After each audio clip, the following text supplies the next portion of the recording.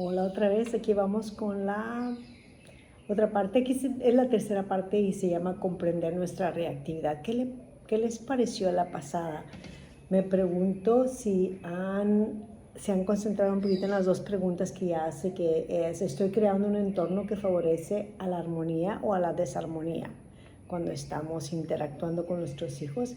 Y la otra pregunta que me pareció muy interesante, ¿qué estoy haciendo o dejando de hacer que hace que mis hijos se comporten de una cierta manera? Como lo explica Shefali, tiene mucho que ver en la forma en que nosotros estamos presentes con nuestros hijos, de qué manera estamos presentes o no presentes. Antes de continuar con la tercera parte, que se llama comprender nuestra reactividad, les quiero compartir algo que encontré, que leí o que escuché, que me parece bastante interesante. Y es frases para reparar la relación después de haberle gritado a mi hijo o a mi hija. Decirle, cometí un error al gritarte y lo siento, tus emociones me importan. A mí me gusta mucho terminar con preguntas, como estoy listo para escucharte. ¿Tienes algo que decirme ahora? La otra es, mi reacción te incomodó y quiero saber cómo te sientes. ¿Quieres hablar conmigo en este momento y platicarme sobre eso?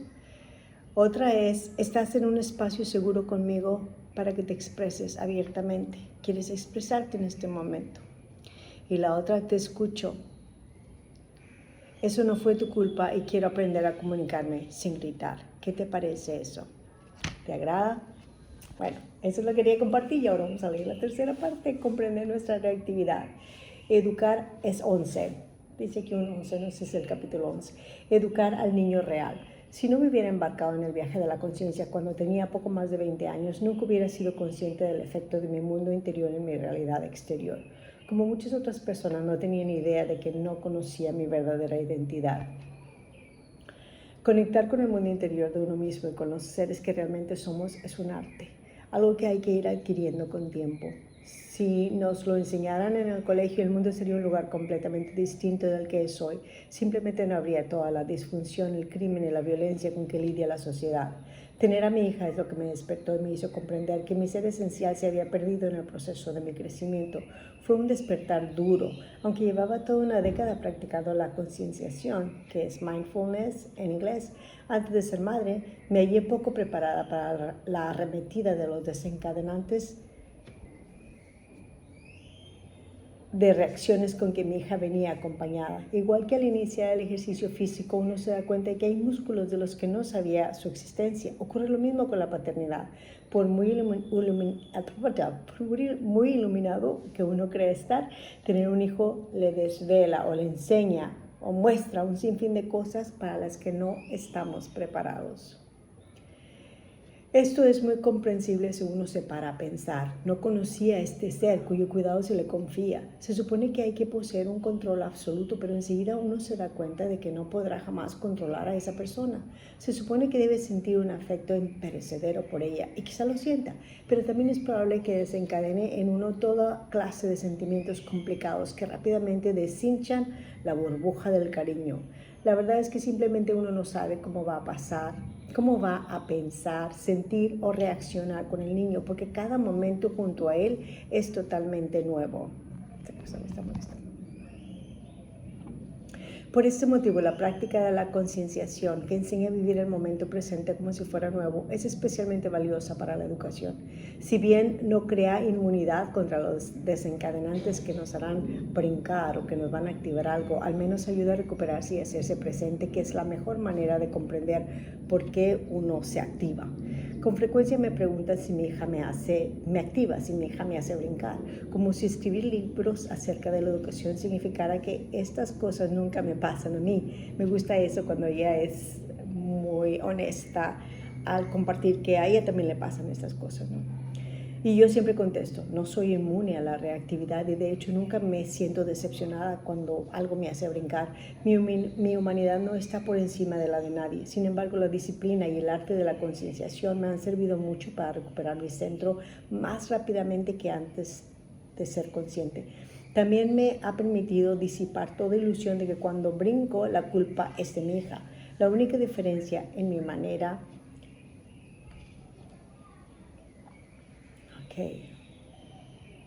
educar con la de la otra persona es que mi mirada se dirige hacia mi proceso interior. No veo el comportamiento de mi hija como desencadenante.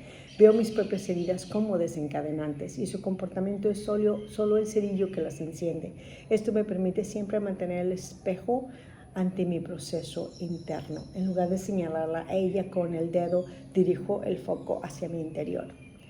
Subtítulo: ¿Cómo empecé a despertar? Voy a explicar una de las debilidades que descubrí en mí al empezar a despertar a la conciencia. Los primeros años como madre me sentía incapaz de poner límites. Empezaba con fuerza, pero si mi hija insistía, cedía casi al instante. Mi pequeña poseía el poder de doblegarme en segundos. El ritmo iba así: no, no, no, sí. Veía los efectos de esta incoherencia en el comportamiento de mi hija. Ella enseguida aprendió que para salirse con la suya solo debía presionar un poco más y mamá cedería. Esto creaba un ciclo negativo entre ambas. Yo sabía que la causa era yo y la única solución consistía en descubrir la razón por la que me mostraba tan incoherente. No hace falta buscar lejos para hallar la causa de nuestra insensatez. Simplemente debía examinar mi educación. Esa educación que me había condicionado, como la mayoría de mujeres de mi generación, para sentirme más cómoda en el rol de persona complaciente que se amolda. Tomar el papel de fijadora de límites y decir no me resultaba poco familiar. Me sentía incómoda al hacer cumplir las normas. Sabía que era correcto y que estaba mal, pero algo bloqueaba mi capacidad de comunicarlo a mi hija. ¿Cuál era la raíz de mis dudas a la hora de hacerme valer? ¿Por qué temía tanto hacer respetar un límite? Solo cuando hurgué en mi pasado y fui consciente de cómo yo había sido condicionada, conseguí llegar a la raíz de mi miedo. Hágase notar que no culpo mi educación ni a mis padres. Por ello, comprender lo que enciende nuestras heridas internas es importante y fundamental para acabar con nuestra reactividad externa, pero debemos adquirir esta comprensión sin juicios, sin culpas. Nuestros padres seguían su propio camino y lo importante es comprender cómo nos afectó a nosotros. Al ir retirando capas de mi psique, me fui haciendo consciente de mi profundo deseo de aprobación. Esto parecía una motivación central en mis interacciones con los demás. ¿Les gustaba? ¿Me veían como la buena? Empecé a ser consciente de cómo este deseo de aprobación superaba mi voluntad de hacer lo correcto. En algún momento de mi infancia había un anhelo de ser considerada buena y era este anhelo no cumplido lo que dictaba la relación presente con mi hija. Con el fin de cubrir esta necesidad no cubierta, había creado una falsa identidad, un ego cuya personalidad era la de la complacedora. Esta versión no auténtica de mi ser se interponía en mi capacidad de educar a mi hija como ella necesitaba. Cuando veía a mi hija descontenta conmigo, esto me recordaba cuando de pequeña no complacía a los demás, como no había resuelto estas viejas decepciones en mi interior, era incapaz de tolerar estos sentimientos cuando surgían en el presente. De manera inconsciente capitulaba ante sus exigencias con el fin de conservar la imagen de mí misma de la buena. Así de retorcidos son los viejos patrones y nos sabotean de las formas más insidiosas, paralizando nuestra capacidad de reaccionar ante nuestros hijos como necesitan que lo hagamos. Mi hija necesitaba que su madre fuera clara y resuelta. Cuando intuitivamente captó que no lo era, se grabó el mensaje de que un no en realidad no era un no y que podía salirse con la suya a base de exigencia e insistencia. A su vez, ella me resultaba inclemente, cosa que todavía encendía más mis desencadenantes internos, haciéndome ver como la mala. A pesar de saber que este patrón era poco sano y que no era absolutamente culpa suya, no tuve poder sobre mi participación en él hasta que fui descubriendo por qué me portaba como lo hacía. Cuando me responsabilicé de mi parte en la dinámica y vi cómo yo era la que causaba la desconexión, la relación volvió a su posicionamiento sano y empezó a florecer. Los niños educados por padres que viven en una identidad falsa crecen en espacios contaminados, llenos de energía emocional contaminada. En lugar de una energía parental conectada con el niño, esta se ve enturbiada con voces, mensajes y creencias del pasado o la cultura, cosas que a menudo no tienen nada que ver con el niño que está ante nosotros. Cuando los padres no están en consonancia con su propia verdad, sino que actúan condicionados por la inconsistencia de sus ancestros y la sociedad, proyectan estas creencias en sus hijos, incapaces de ver a sus hijos como son, actúan a ciegas según mandatos del pasado sin siquiera saber que lo están haciendo. En lugar de fijar límites firmes para mi hija, mi incoherencia la empujaba hacia un patrón poco sano de privilegio y magnificencia. Esta no era su voz natural, era una reacción a mi incoherencia. En alguna parte de su psique aprendió que su madre no iba a pronunciarse a menos que ella subiera el volumen de sus exigencias. Por supuesto, cuando lo hacía, enseguida yo la castigaba, provocando su confusión. Así es como inconscientemente creamos malos comportamientos y luego castigamos a los hijos por tenerlos. En este caso, solo cuando llegué a la raíz de mi necesidad no resuelta de aprobación, conseguí romper el patrón. Cuando no se deja que se desarrolle la identidad del niño para que tome su forma auténtica y florezca como es debido, se empieza a forjar un vacío interior. Este vacío es lo que causa problemas, ya que el niño intuitivamente desea llenar este sentimiento hueco dolorosamente. Cabe añadir, ya que el comportamiento disfuncional del ego para obtener atención es un mal sustituto de la verdadera valoración de la identidad. Creo que lo voy a leer otra vez porque no... Este vacío es lo que causa problemas, ya que el niño intuitivamente desea llenar este sentimiento hueco doloroso. Cabe añadir, ya que el comportamiento disfuncional del ego para obtener atención es un mal sustituto de la verdadera valoración, de la verdadera valoración de la identidad. Empezando por cuando no se nos permitía escuchar nuestra auténtica voz de pequeños, aprendimos a ignorar nuestra verdadera identidad, como nuestro verdadero ser queda enterrado, como nuestro verdadero ser queda enterrado, empezamos a experimentar una desconexión interna que lleva al descontento y una vida que en mayor o menor medida se vive mal. Sabemos que algo no está bien, aunque no sabemos exactamente qué falla ni cómo se produjo. Cuando nos sentimos así, nuestro instinto es culpar de ello a los demás o a las circunstancias, igual que hacían nuestros padres en momentos de inconsciencia. Proyectamos el sentimiento en quienes nos rodean. Seguimos el mantra: es culpa de otros que yo me sienta mal y van a pagar por los platos rotos de mis sentimientos. O bien, dirigimos nuestra rabia contra los que nos rodean. En el caso de la depresión, la volvemos contra nosotros. La otra cara de la moneda es que la razón de que nuestros hijos sean capaces de afectarnos como lo hacen es que nosotros no estamos tampoco en contacto con nuestro centro vital. Como los hijos, funcionamos con la sensación de carencia provocada por nuestra identidad ignorada.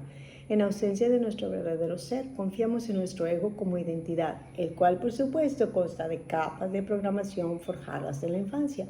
Vemos que hasta que nos centramos en nuestro auténtico ser, los hijos inevitablemente desencadenarán nuestra inseguridad y el drama resultante, ya que nos echan en cara nuestra falta de identidad, cosa que nos duele y debemos desviar de algún modo. Evidentemente, como el comportamiento no deseado se inicia por alguna carencia, nuestra reacción al comportamiento del niño solo perpetúa la disfunción que ya existe en el hogar. Cada vez que reaccionamos de manera tormentosa, quiero decir, como si en una nube de tormenta nos viéramos abrumados por oscuras explosiones de energía, vislumbramos la profunda desconexión con nuestro ser interior.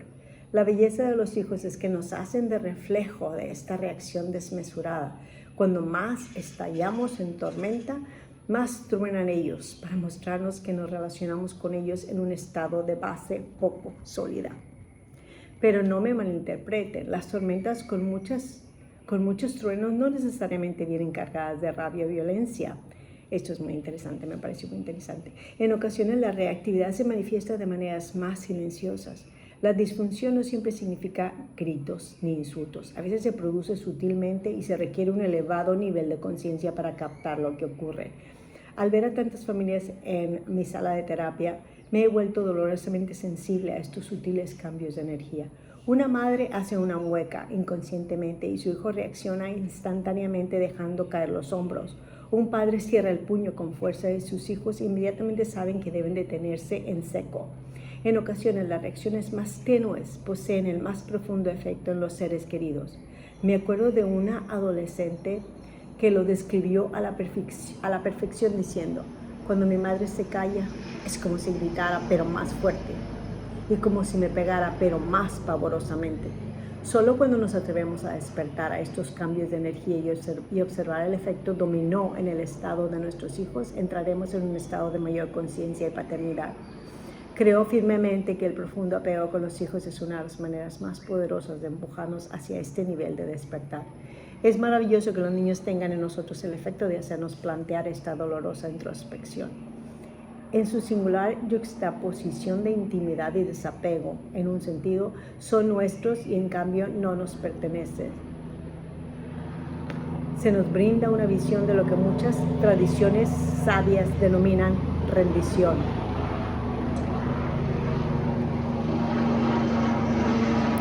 Esto implica entregarnos. Esto implica entregarnos por completo al momento presente sin imponer condiciones ni control para el futuro. En esta zona gris, cuando las muchas manifestaciones del momento presente se aceptan, aprendemos a vivir la vida con valentía. Los hijos, que son maestros en el arte de vivir en zonas grises, nos enseñan a vivir libres del pasado.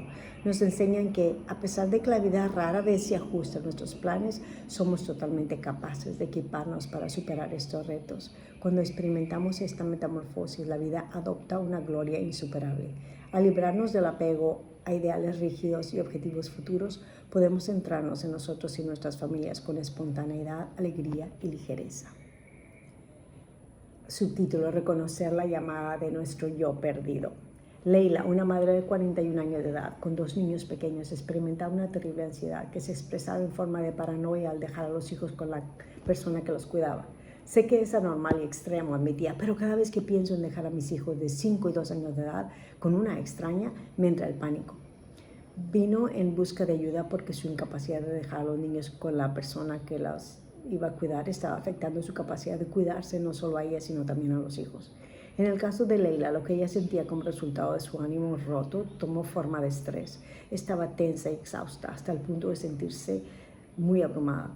Al explorar las raíces de esta situación en su pasado, habló de un incidente particularmente traumático cuando sus padres la dejaron con una persona que la cuidara porque tuvieron que ausentarse 4 meses para ir a trabajar al extranjero. Al relatar la historia, la asombraron las similitudes de su pasado con su situación presente. Ella tenía 5 años como su hija ahora y su madre era unos años más joven que Leila ahora. La historia se repetía de extraña manera. Le dije: tu reacción a dejar a tus hijos con una persona que los cuida es extrema a causa de lo que te ocurrió de niña. Como tus sentimientos de temor quedaron sin procesar, ahora se desencadenan dada la situación presente. Con tu pasado es natural que no confíes en los cuidadores. Es un reflejo de una falta de confianza profundamente arraigada. La gente me pregunta a menudo, ¿cómo puedo ponerme en contacto con mi yo perdido? Aquí vemos cómo se produjo en el caso de Leila. A través de lo que ocurría a los hijos, empezó a reconocer cómo su yo perdido, su ánimo roto, intentaba captar su atención. Comenzaba a comprender que a menos que prestara atención a lo que pasaba en su interior, reflejado en el espejo de los hijos, y aprendiera a cuidar de sus necesidades de manera sana, seguiría presentando disfunciones. Bajo la sensación de malestar, nuestro yo perdido siempre está presente en la reactividad ante los demás. Si estuviéramos preparados para ver todas las reacciones emocionales que presentamos como señal de que nuestro yo perdido sale a relucir, absolveríamos a los demás de arreglarnos y en su lugar nos concentraríamos en cuidarnos y conectar con nuestro interior. En lugar de juzgar a los otros por hacernos saltar, brincar, por activarnos, deberíamos expresar gratitud por las situaciones que permiten que nuestra verdadera identidad se revele, ya que es una oportunidad dorada para entrar y ver lo que nunca se arregló.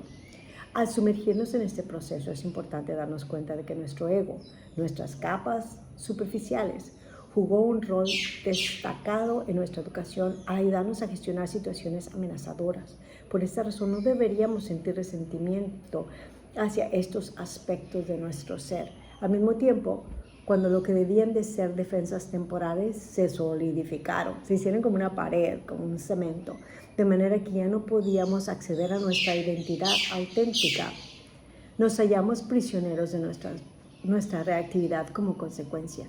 Examinar las múltiples capas de nuestro ser es algo que debe comprenderse progresivamente, empezando con las generalidades heredadas de la cultura, los mitos aprendidos sobre cómo vivir y cómo educar. Entonces, profundizamos desenmascarando las capas formadas en nuestra familia de origen. Bajo estas capas encontraremos nuestra verdadera identidad en toda su pureza y en toda su belleza. Subtítulo aquí, entablar amistad con nuestro yo perdido. Los aspectos de nuestro yo perdido siempre nos acompañan hasta que los reclamamos. Cuanto más conscientes seamos de ellos, menos comportamientos disfuncionales presentaremos y lo mismo es válido para los hijos. Dicho esto, debo señalar que la conciencia del yo perdido es fundamentalmente distinta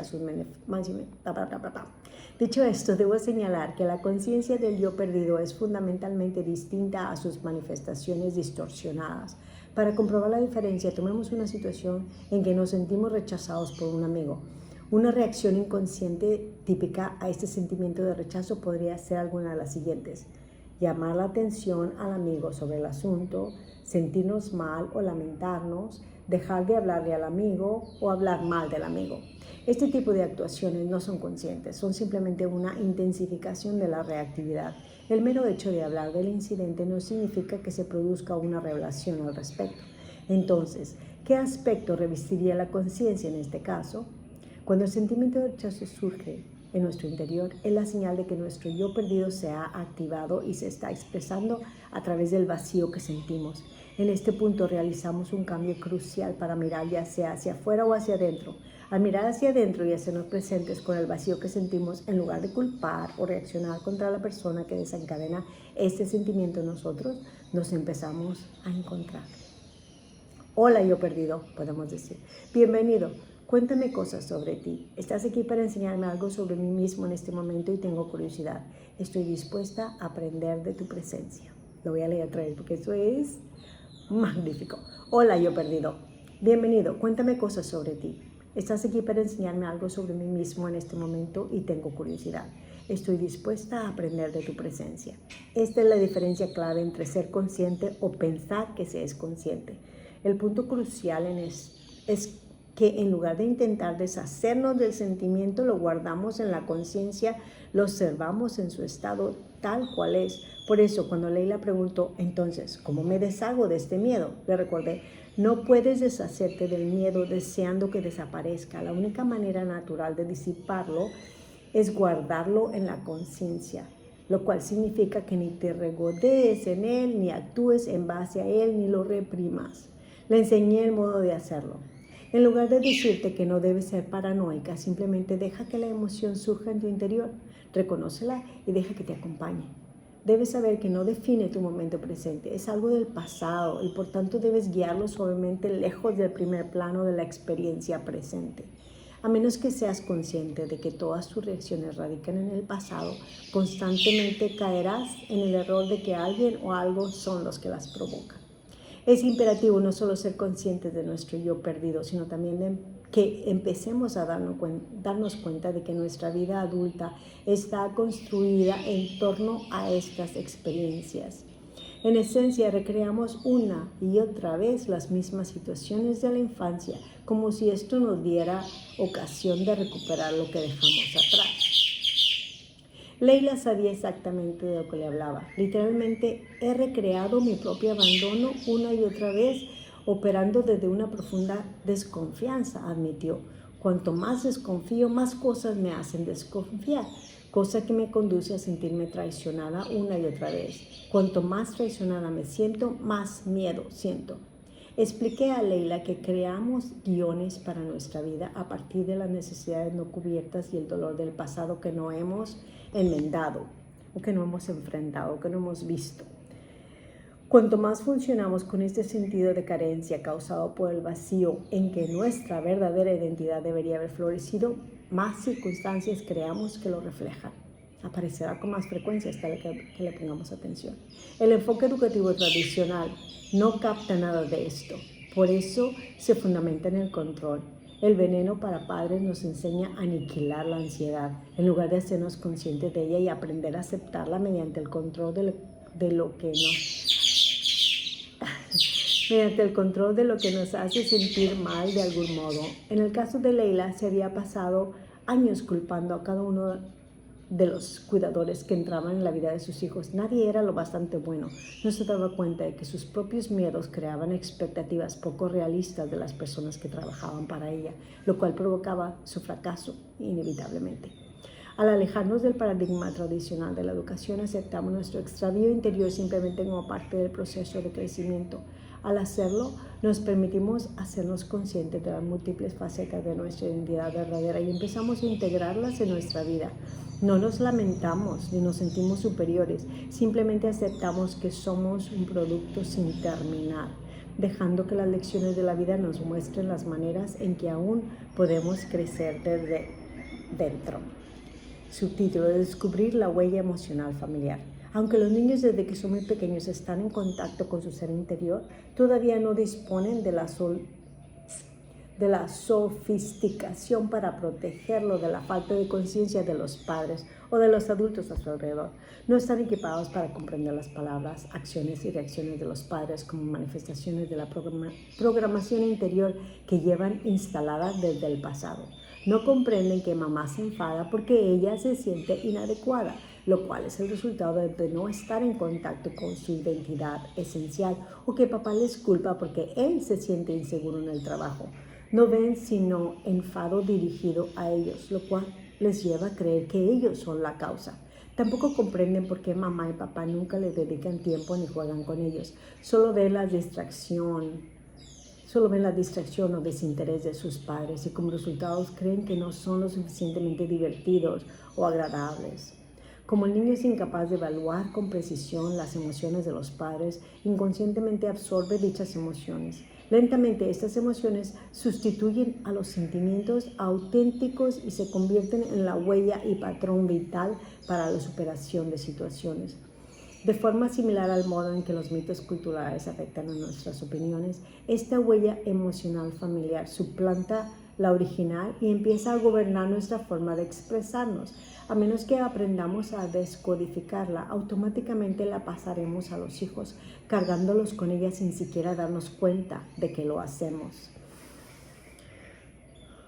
La forma en que puede lograrse esta descodificación puede ilustrarse con el caso de mi cliente Víctor, un padre normalmente calmado que empezó a sentirse cada vez más irritado cuando su hijo de 7 años lloraba al perder, cuando jugaba con la pelota, cuando sus hermanas le tomaban el pelo.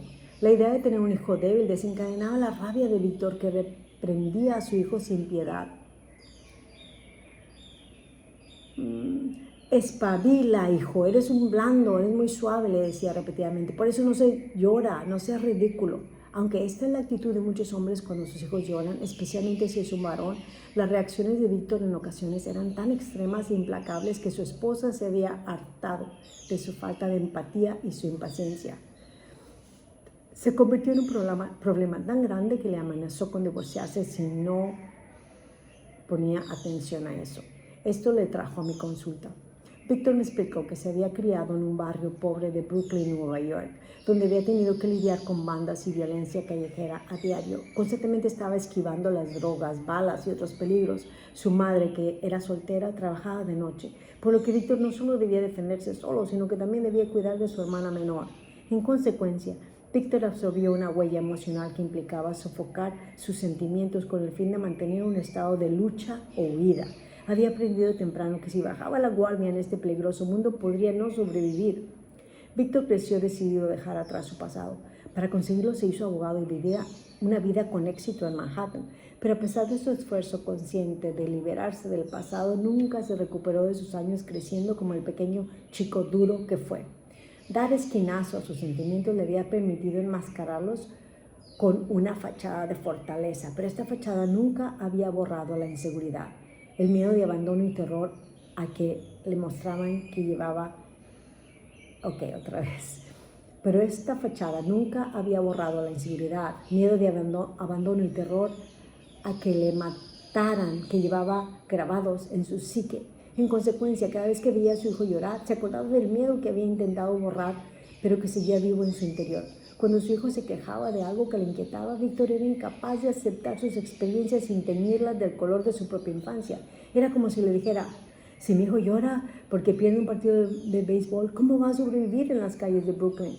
Esto le hacía reaccionar como si fuera él en su infancia, diciéndole: deja de llorar o voy a darte algo que sí va a darte motivos para llorar. Cuando Víctor hizo esta conexión en las sesiones de terapia, se derrumbó y se estremeció. Le caían lágrimas por las mejillas por el niño que nunca se le permitió ser y las muchas maneras en que él tampoco estaba dejando a su hijo ser un niño. Por un motivo u otro, la mayoría de nosotros hallamos manera de compensar el dolor de nuestra infancia. Dejamos de confiar y albergamos resentimientos. Cambiamos nuestra estima por nosotros mismos por un sentimiento de culpa. Capa a capa cubrimos nuestra auténtica identidad y formamos una dura concha sobre otra. ¿Ha visto alguna vez una nitrushka? Es una muñeca de madera hueca que contiene en su interior una serie de muñecas de tamaño decreciente que encajan unas dentro de las otras. De un modo parecido formamos capas más y más profundas de psique al ir cubriendo al ser que realmente somos como reacción a lo que nos ocurre. Las muñecas rusas aumentan de número año tras año a medida que aprendemos a crear falsas personalidades en más y más aspectos de nuestra vida. Compensar así nos permite sobrevivir a la infancia, pero nos impide crecer de verdad. Hace falta convertirse en padres para descubrir lo inmaduros que somos en realidad. Nos damos cuenta de que en nuestro interior seguimos llevando cubos llenos de emociones cargadas, limitantes y sin resolver. Solo cuando cada una de las capas queda al descubierto, alcanzamos un punto en que ya no necesitamos protegernos de las cosas que nos asustan, lo que nos hacen controlar a los hijos. Albert, otro cliente, lo aprendió a las malas. Su hijo Tomás había completado los deberes de cálculo y pidió a su padre que se los corrigiera. Cuando Albert los repasó, se dio cuenta de que Tomás había hecho pocos cálculos en sucio para resolver los problemas. Como que no había puesto el proceso, ¿no? Daba la impresión de que las respuestas habían sido escritas sin esfuerzo previo. Inmediatamente le preguntó a Tomás, ¿has hecho trampas? Tomás quedó disgustado por el comentario de su padre. No, papá, respondió incrédulo. ¿Por qué iba a hacer trampas? Yo sé todas las respuestas. Cuando Albert me lo contó, lo hizo con vergüenza. No creerá lo que hice a continuación, doctor Sheffield, relató. Le puse una nueva serie de problemas para que me demostrara que no había hecho trampas. Cuando empezó a gritar y protestar diciendo que era injusto, me negué a escucharlo. Estaba convencido de que había copiado y quería que me demostrara lo contrario. Resolvió los problemas nuevos y los hizo todos bien. No puedo creer que lo acusara en lugar de elogiarlo. Yo denomino estos momentos oportunidades preciosas para el crecimiento. No soy masoquista y no me gustan las confrontaciones incómodas, pero a menudo estos momentos intensos son los que presentan una mejor oportunidad de crecimiento y comprensión. Lejos de juzgar a los padres cuando protagonizan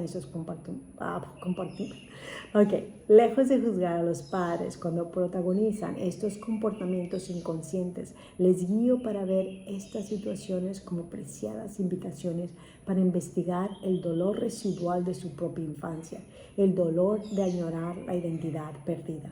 Cuando pedí a Albert que recordara cuál era su actitud con los deberes de pequeño, inmediatamente admitió: era un holgazán, atajaba siempre que podía, siempre buscaba atajos. Mis amigos y yo siempre nos copiábamos. Teníamos un pacto por el que solo uno hacía los deberes o las tareas y los otros solo las copiábamos. Mi padre me ridiculizaba y me castigaba constantemente. Me hacía sentir avergonzado por no esforzarme, o sea que a menudo yo le mentía. Al conectar con su vergüenza interior por su falta de esfuerzo y poca honradez, Albert también fue capaz de ver que había proyectado estos sentimientos en su hijo. Ahora comprendía por qué Tomás se los habría activado. Como nunca se había enfrentado a su comportamiento pasado, temía que su hijo siguiera sus pasos. Cuando los sentimientos del pasado no han sido integrados, flotan en nuestro interior como globos, listos para reventar en cuanto se pinchan. Cuando podemos liberarnos de la carga del dolor inconsciente de nuestros padres, nos brindamos la oportunidad de empezar a caminar hacia nuestra libertad. A veces tengo el privilegio de escuchar cómo este enfoque ayuda a los niños a comprender mejor a los padres. Hace poco recibí una carta de una chica de 14 años que sintió la necesidad de ponerse en contacto conmigo tras ver el episodio del programa de Oprah Super Soul Sunday, donde intervine. Llevaba batallando contra la ansiedad y la depresión casi toda su existencia y había intentado poner fin a su vida varias veces. Describió la relación con su madre como tortuosa y explicó que el programa había iluminado el propio dolor y la tortura interior de su madre. Por primera vez era capaz de separar su dolor del de su madre. Escribió: por fin puedo ser libre de encontrarme. Yo no necesito sentirme responsable de cómo se siente ella. Encontrarnos a nosotros mismos es la clave para vivir una vida plena. Educar a los hijos para que disfruten de su propia capacidad de experimentar la plenitud, en lugar de heredar la huella emocional distorsionada del pasado. Esta es la marca de la educación consciente. Darnos cuenta de que nuestro valor como persona no depende de nadie ni nada externo, sino que se halla únicamente en nuestra identidad esencial, Nos permite establecer una relación de compañerismo con nuestro verdadero interior, fiarnos de ella para que nos guíe. La última frase de la carta de esta adolescente la captura a la perfección.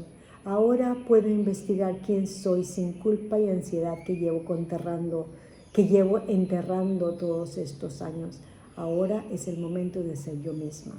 Lo voy a repetir. Ahora puedo investigar quién soy sin la culpa y ansiedad que llevo enterrando todos estos años. Ahora es el momento de ser yo misma. Y aquí quedamos. Luego vamos a continuar con la sección 12 y es lo que realmente se esconde tras nuestras reacciones. Lo que realmente se esconde tras nuestras reacciones. Gracias por acompañarme y aplicar lo aprendido, porque ahí es donde se encuentra la verdadera sorpresa, la verdadera realidad. ¿Funciona o no funciona? Se trata de mí, se trata de mi hijo. ¿Qué está pasando? Investigar, mucha curiosidad y pues a seguir practicando para darles a nuestros hijos una vida que nosotros no tuvimos. Gracias.